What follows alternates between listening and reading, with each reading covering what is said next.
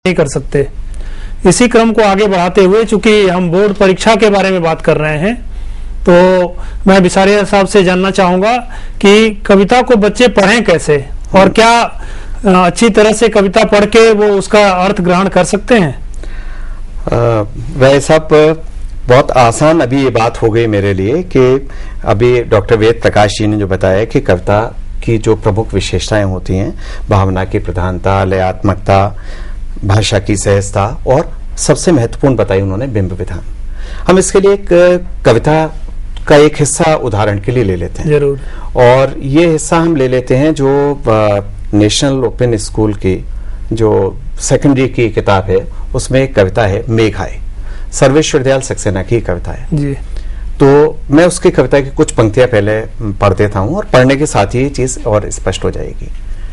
मेघ आए बड़े बंठन के संवर के, मेघ आए बड़े बंठन के संवर के, आगे आगे नाचती गाती बयार चली, दरवाजे खिड़कियां खुलने लगी गली गली, पाहुन जो आए हों गांव में शहर के, मेघ आए बड़े बंठन के संवर के। पेड़ झुक झांकने लगे गर्दन उचकाए, आंधी चली धूल भागी घाघरा उठाए, और इस तरह से इमेजरी आगे चलती है। तो हम इसमें एक चीज देखें कि जो मैंने अभी पाठ किया उसके आधार पर एक चीज तो आई है कि गांव में दामाद के आने का एक चित्र है। हम ये भी जान रहे हैं कि मेघ आए से स्पष्ट है कि बादल आए हैं। अब बादल आए हैं साल भर के बाद, दामाद आता है सावन के महीने में, और उसकी बड़ी अगुवाई की जाती है, आगे बढ़कर के उसका स्वागत किया जाता है। इसका पूरा बिंब लिया है। तो वर्षा के समय में, बारिश के समय में क्या क्या चीजें होती हैं, उसके माध्यम से जो पाहुना गांव में आया है, उस पाहुने के लिए लोगों के मन में कैसी उत्सुकता होती है, उनके ऊपर उसका क्या असर होता है। एक बार फिर देखें हम, तो इसमें देखेंगे कि एक लय है, और उस लय के साथ वो बिंब बने हुए हैं। जैसे आगे आगे नाचती गाती बयार चली।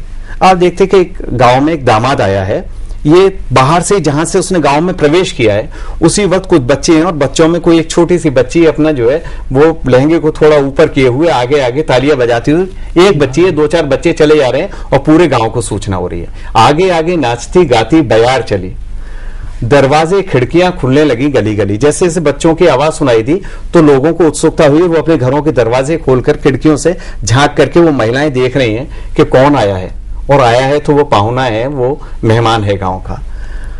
आगे और देखिए, पाहुन जो आए हो गांव में शहर के, मेघ आए बड़े बंठन के संवर के। जाहिर है कि जो दामाद आएगा वो बड़े बंठन करके आएगा। फिर आगे और चलती है, पेड़ झुक झांकने लगे गर्दन उचकाए। अब जो लोग अपने गांव में जो लोग काम काज में अपने लगे हुए थे, वो जब भी ये शोर सुनते हैं तो वो भी अपनी गर्दन उठा करके देखते हैं कि कौन आया है ना। और आंधी चली, जैसे ही खबर पहुंचे कि पाहुना आया है, मेहमान आया है, दामाद आया हुआ है, तो तमाम जो महिलाएं हैं काम में, वो तुरंत जो है उनमें भगदड़ मची है ताकि वो ठीक ठाक तरीके से फिर उसके सामने पेश हो सके। आंधी चली धूल भागी घाघरा उठाए। तो इस ढंग से जो बिंब है, चित्र, हाँ बिंब है, चित्र है। अब इसी कविता को जरा मैं देखिए एक दूसरे तरीके से पढ़ता हूँ, जैसे हमारे बच्चे आमतौर पर पढ़ते हैं। मेघ आए बड़े बंठन के संवर के, आगे आगे नाचती गाती बयार चली, दरवाजे खिड़कियां खुल। नहीं, ये बात नहीं बनेगी। जब तक हम कविता का पाठ उसकी लय के साथ जैसे ही करेंगे, अर्थ स्पष्ट होता जाएगा। मुझे नहीं लगता इस व्याख्या की अब जरूरत होगी।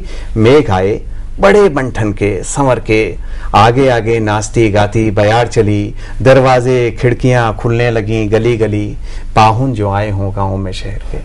तो कविता को पढ़ने के लिए पहले जरूरी है कि हम उस ठहराव के साथ कविता को पढ़ें।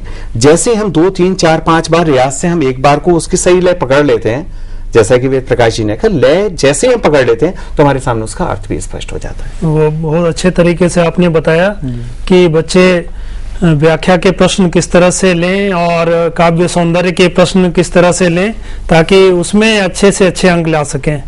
मैं वेद प्रकाश जी से जानना चाहूंगा कि बच्चों के समक्ष एक बड़ी चुनौती होती है कि गद्य कैसे पढ़ें और गद्य के प्रश्नों को किस तरह से वो टैकल करें ताकि अच्छे अंक आ सकें। इस पे आपकी प्रतिक्रिया क्या होगी? देखिए, कविता गद्य में भी हो सकती है। कई बार कभी कभी ऐसा कोई गद्य दिखाई देता है कि लगता है जैसे चित्र बन रहे हों, भावुकता उसमें भी हो सकती है।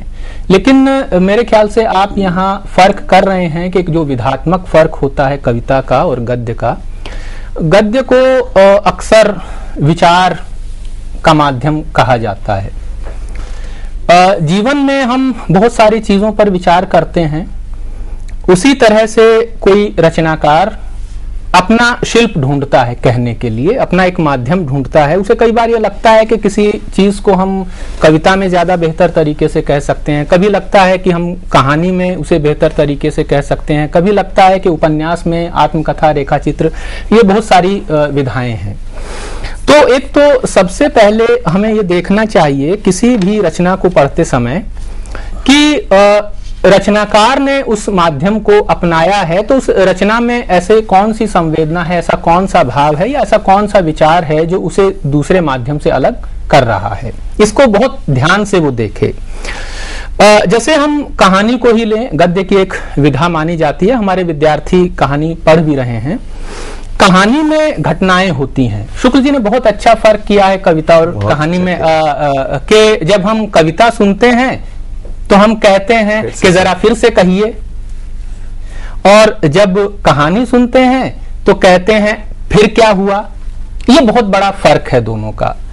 कविता हमें मोहती है और एक ही पंक्ति को हम बार बार सुनने की कोशिश करते हैं, सुनना चाहते भी हैं, जबकि जो गद्य की विधाएं हैं उनमें विचारों का ऐसा सुसंगत क्रम होता है कि वो एक के बाद एक, जैसे हम ईंटों से बनती हुई दीवार देखते हैं ना, तो जैसे उस दीवार को बनाया जाता है बड़ी सफाई से, वैसे ही गद्य की विधाएं भी हैं। हमारा विद्यार्थी भी गद्य को ऐसे ही पढ़े कि एक के बाद जो विचार का क्रम आ रहा है उसको पकड़ता चले, जो घटनाएं हैं उनको पकड़ता चले, और अंत में वो घटनाएं जाके कहां विलीन हो रहे हैं, किस मैसेज को दे रही हैं, किस उद्देश्य को हमारे सामने रख रही हैं, इन सब चीजों को वो पकड़ता हुआ गद्य को देखे।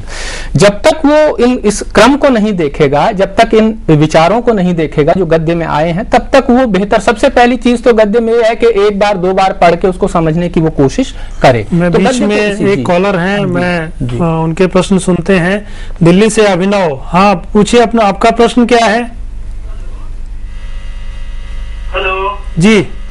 हाँ मैं अभिनव बोल रहा हूँ जी।